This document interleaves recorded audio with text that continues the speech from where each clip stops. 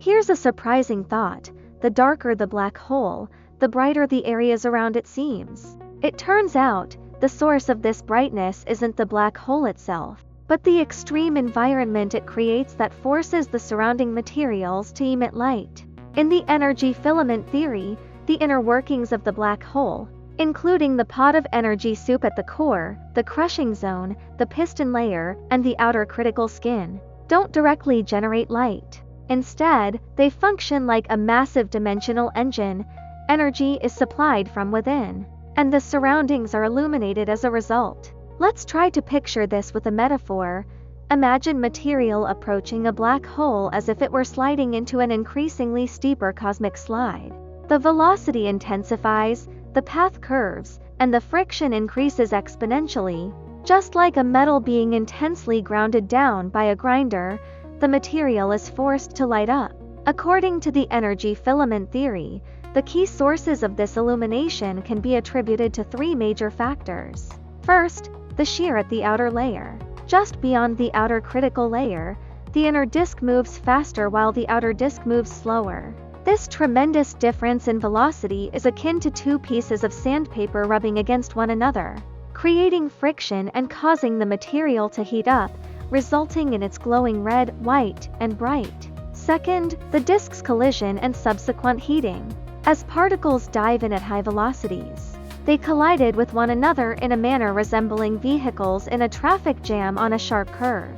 The kinetic energy from the collisions is converted into heat, which leads to a dramatic increase in brightness. Third, the internal dimensional engine continually pumps energy outward.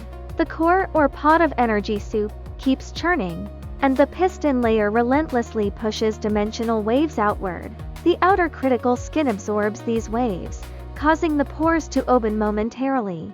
Each time the pores release energy, they emit minuscule but incredibly high-frequency energy ripples into the surrounding space. It's almost like there is an invisible heating panel underneath the surface, raising the temperature of the surrounding space. Thus, the light surrounding a black hole isn't actually emitted by the black hole itself, but by the material in the disk that has been pushed into a state of survival, glowing under the influence of extreme dimensional forces.